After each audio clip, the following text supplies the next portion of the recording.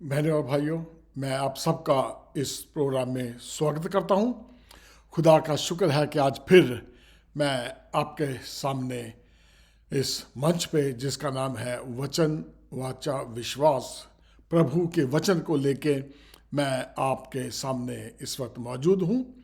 जैसे कि आप जानते हैं कि मैं मॉरिस सैमुअल हर बुधवार को और हर शनिवार को अमेरिकन सेंट्रल टाइम के मुताबिक सुबह 9 बजे और इंडियन स्टैंडर्ड टाइम के मुताबिक शाम को लगभग 8:30 बजे मैं आपको इस मंच पे मिलता हूं।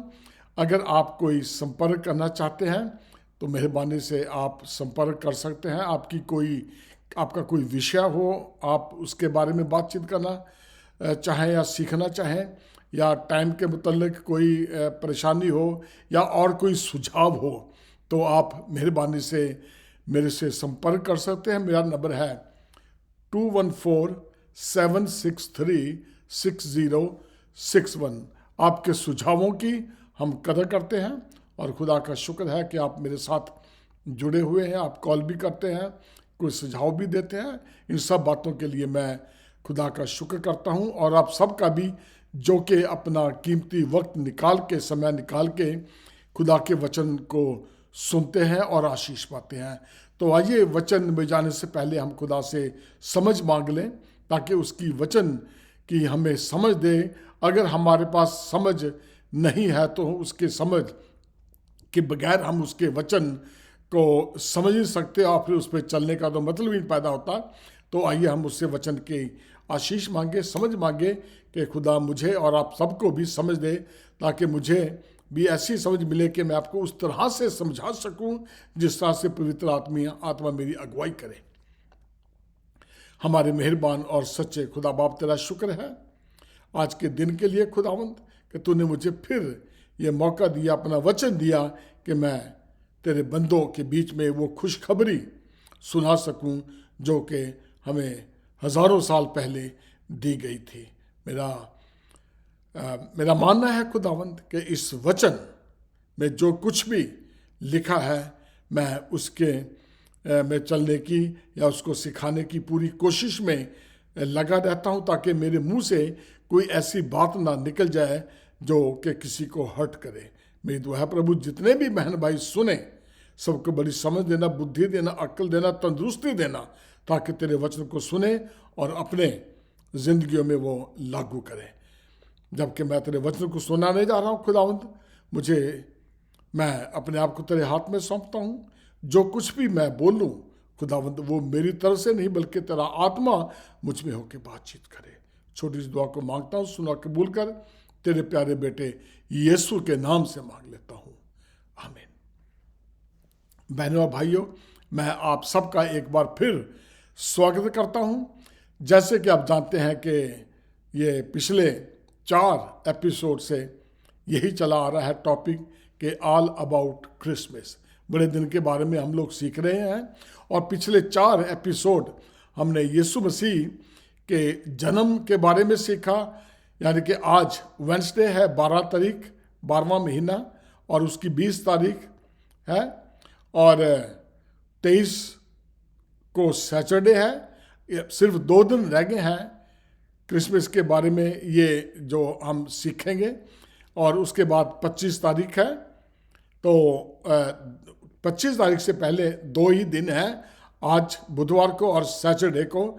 तो हम बाकी के बारे में हम सीखेंगे कि क्रिसमस के बारे में मैंने आपको नहीं बताया अब तक। जो हमने सीखा है यीशु मसीह के जन्म के बारे में, पुराने नियम में जो चीज़ें हुई या पेशन गोइयाँ हुई, उसके बारे में नए अहदनामे में जो कुछ भी हम सीखते आए हैं, तो अब हम उससे थोड़ा आगे बढ़ रहे हैं। जैसे कि आप जानते हैं कि ये दिसंबर का जो महीना है, ये बड़ी चीज़ों के लिए, बड़े कामों के लिए मशहूर है। जैसे कि आप जानते हैं कि सर्दियाँ जो हैं वो दिसंबर के महीने से शुरू हो जाती हैं, और ये साल का आखिरी महीना भी है। और दिसंबर 4 को अमेरिका में एक नेशनल कुकी, जैसे बिस्किट भी कहते हैं इंडिया में, और नेशनल कुकी डे मनाया जाता है। और इसी महीने कि जो आरंभ वर्षा का भी प्रारंभ होता है, और कई जहाँ पर जो कि बर्फ़ भी पड़ती है, बर्फ़ की शुरुआत होती है, और इसी महीने में सर्दी की भी शुरुआत, बर्फ़ और सर्दी दोनों इकट्ठी होती हैं, तो इस सब की शुरुआत होती है। तो आज सबसे बढ़कर मसीहों के लिए जो ये खास महीना है वो इसलिए है कि इसमें हम लोग क्या है, क्रिसमस की तैयारी करते हैं या क्रिसमस को मनाते हैं, और वह है दिसंबर 25। सो अब देखते हैं कि ये दिन किस तरह से शुरू हुआ क्रिसमस का। तो बड़ा दिन कब से मनाना शुरू हुआ, इसके बारे में हम लोग आज बातचीत करेंगे। रोम के सम्राट, जिसका नाम था कॉन्स्टेंटाइन, उसने 386 ईस्वी में पहला क्रिसमस मनाया था।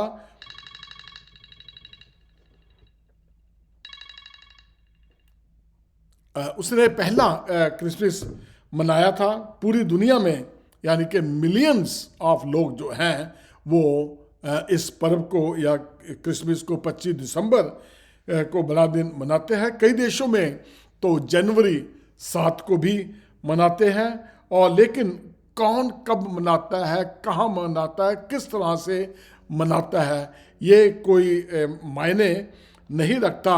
ना कोई ये कि कौन सी डेट है, कौन सा महीना है, इन सब बातों में कोई फ़र्क नहीं पड़ता है।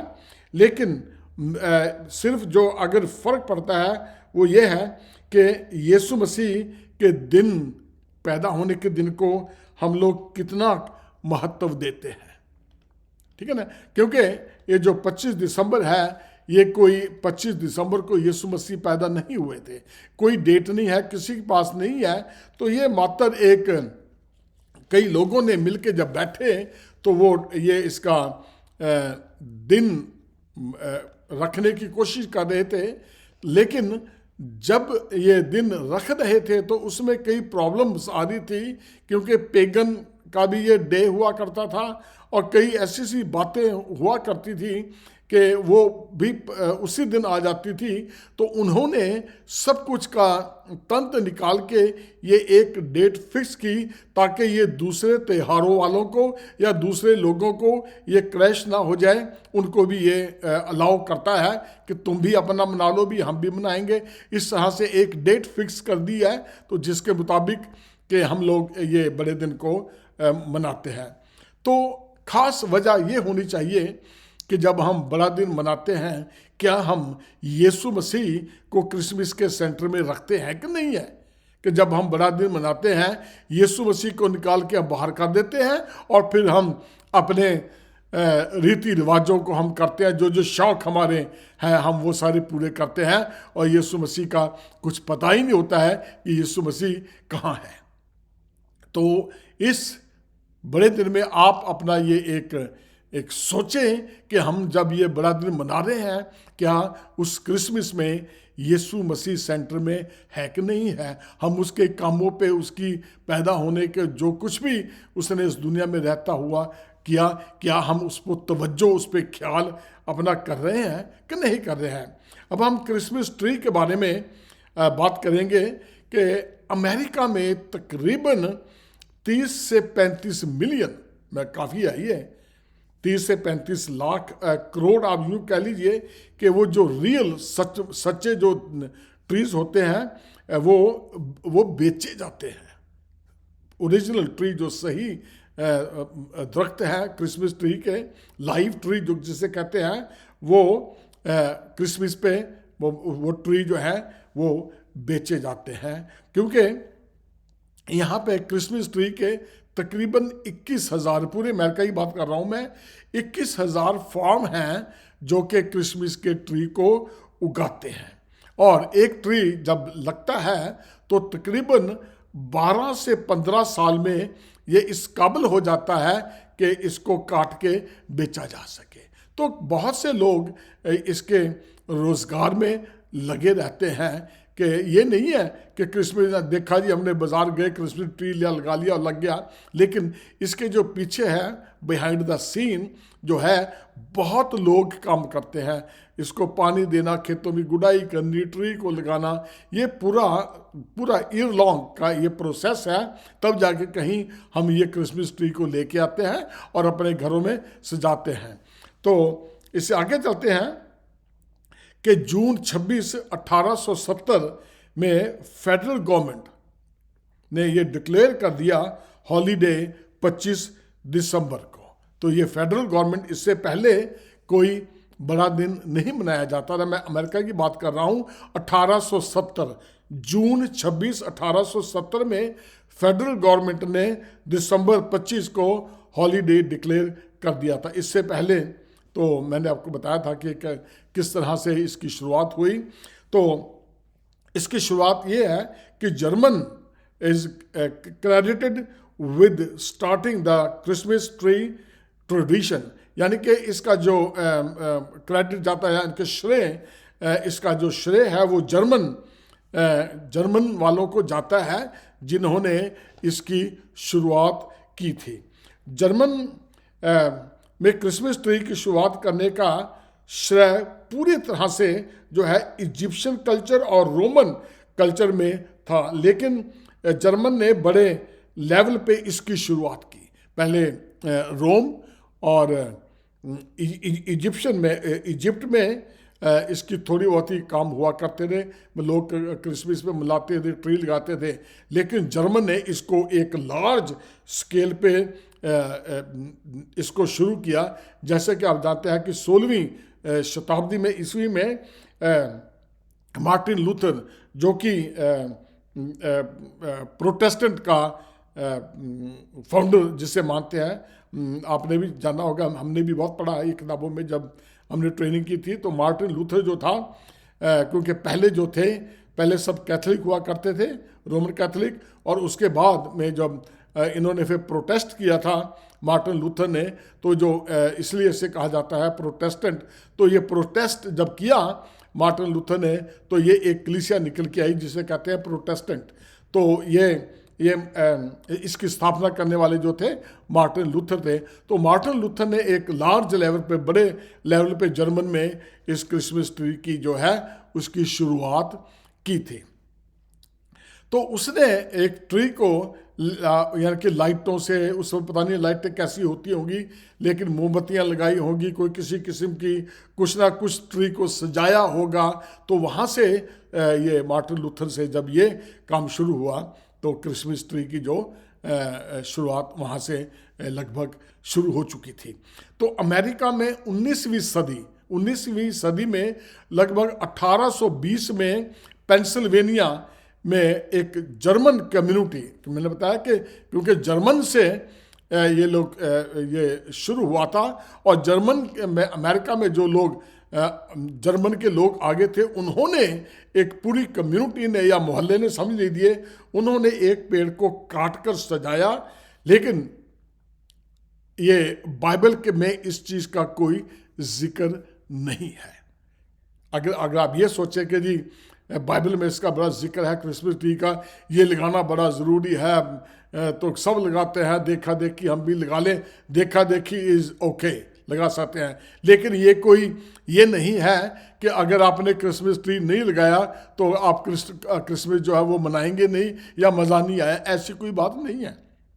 ये सिर्फ ये है कि अच्छा लगता है, दिखता है और दिल को खुशी मिलती है, और इस वजह से हम क्रिसमस ट्री को सजाते हैं। लेकिन इसकी जो वजह है वो इजिप्शियन में एक कल्चर हुआ करता था कि लगाने का ग्रीनरी के तौर पे भी इससे इस्तेमाल किए जाते थे। हम ज़्यादा डिटेल में नहीं जाएंगे।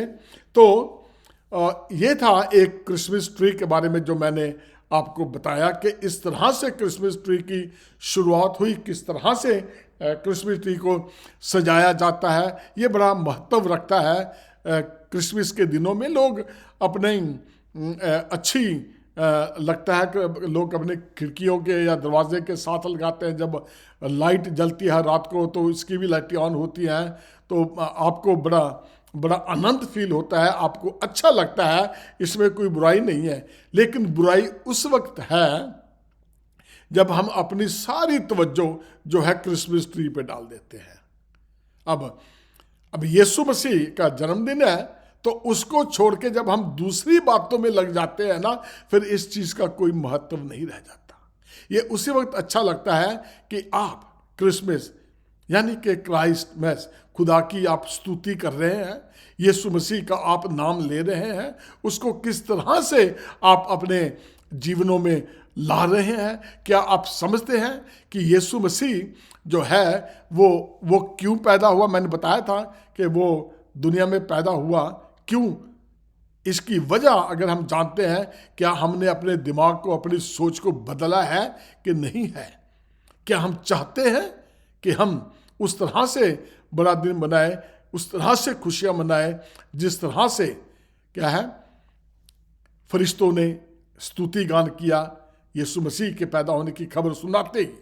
तो बहनों भाइयों, ये बहुत ज़रूरी है कि हम ये भी, अगर हम चाहते हैं क्रिसमस ट्री लगाना तो लगाएं, अगर नहीं है तो इसका मतलब ये नहीं है कि हम जो है कि हमारा फिर बड़ा दिन अच्छा ही नहीं हुआ है क्योंकि क्रिसमस ट्री तो लगाया ही नहीं है।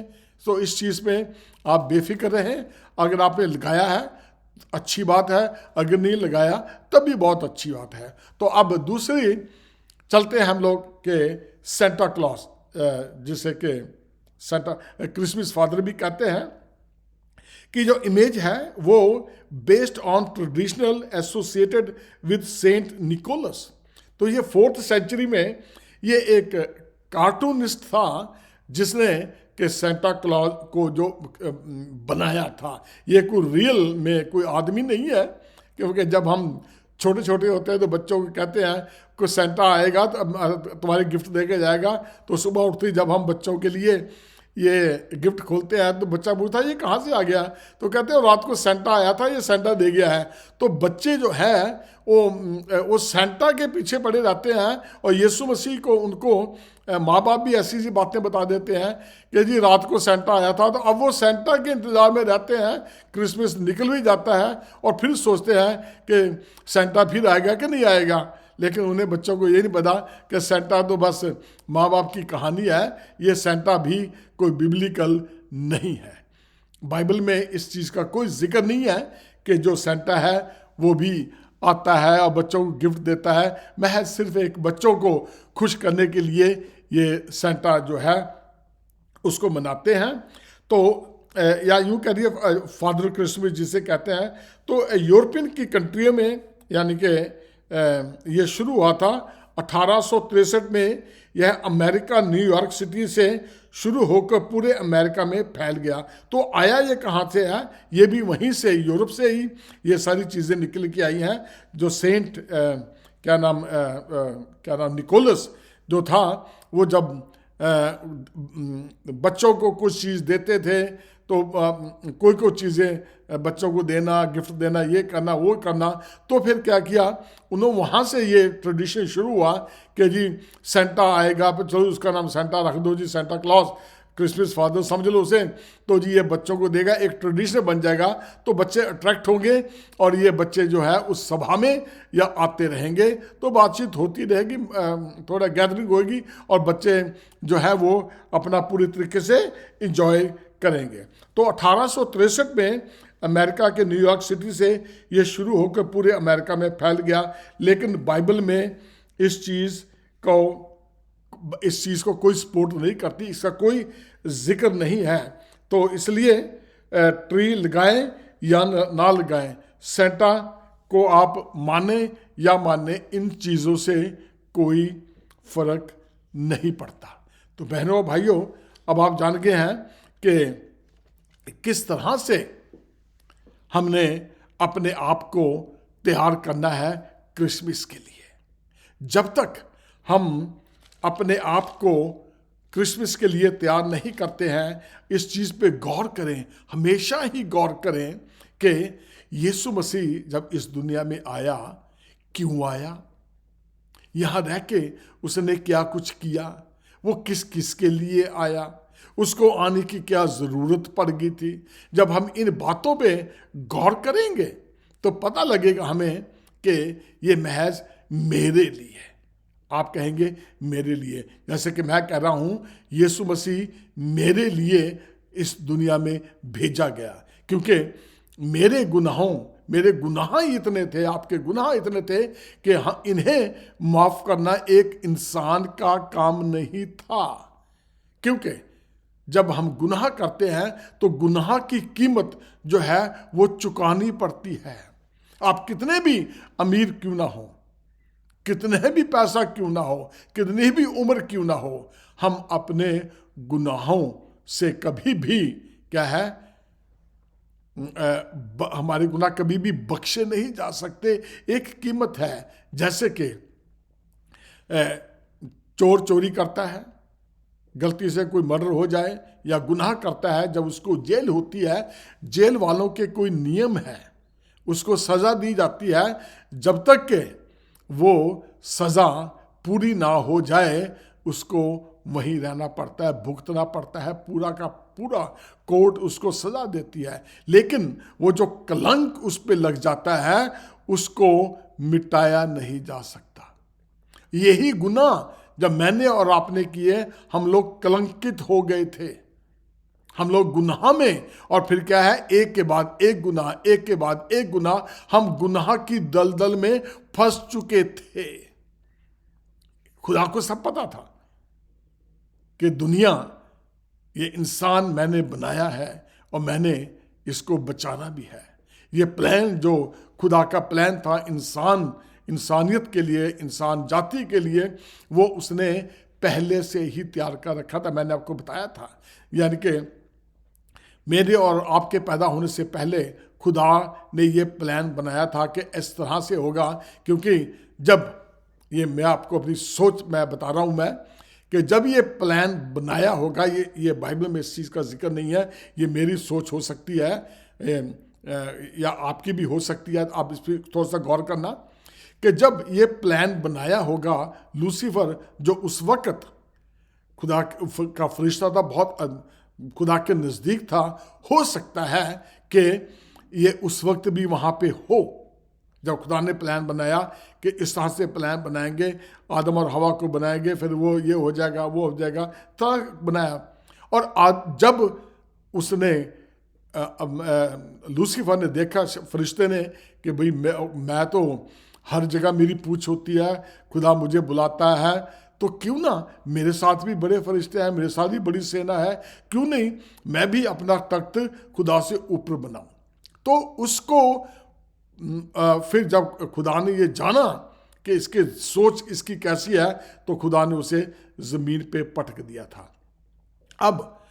अब शैतान को तो पता था जब वो ज़मीन पे आ गया कि आदम का बनाया जाना है, उसको ये भी पता था कि खुदा जो करता है वो करता ही है।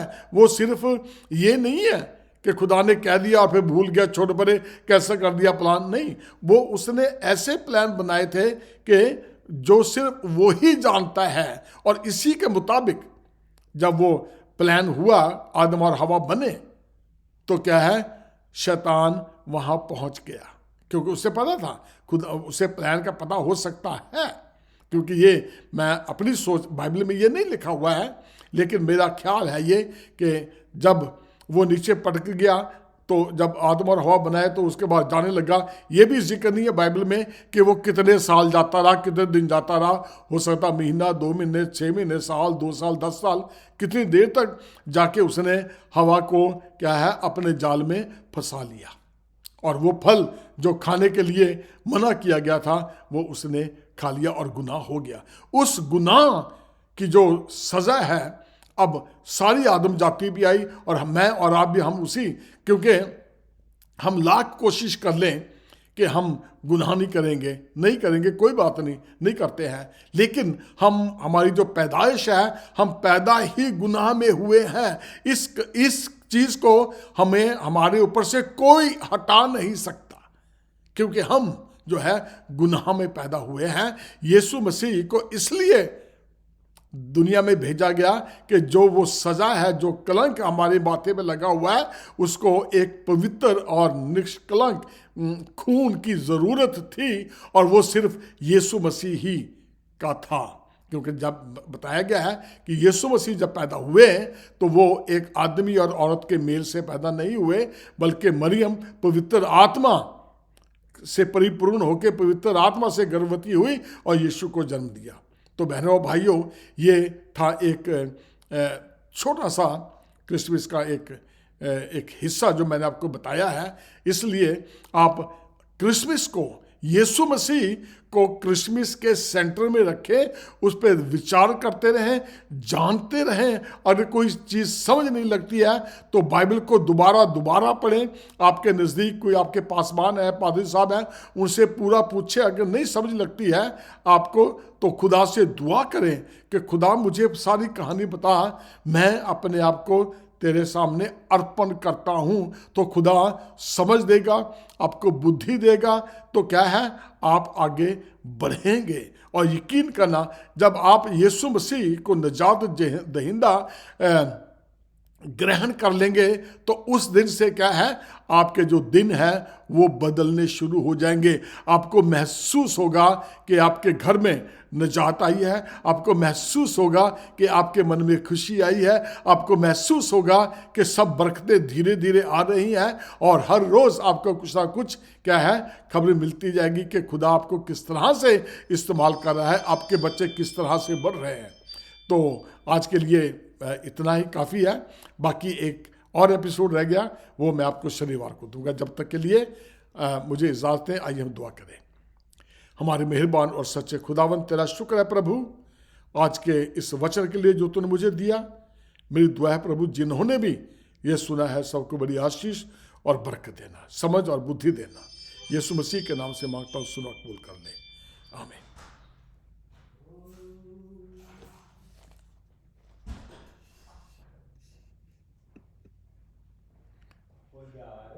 यार तूने, चलो मैंने अभी खत्म कर दिया है। हाँ यार, अभी शुरू, अभी एक ही खत्म हुआ है। अच्छा यार, मैं तो अपने घर आ रहा हूँ। तो मैंने तो कुछ कहा ही नहीं है यार। मैं कहा जब तूने सुना मैंने फिर जल्दी जल्दी खत्म किया फिर।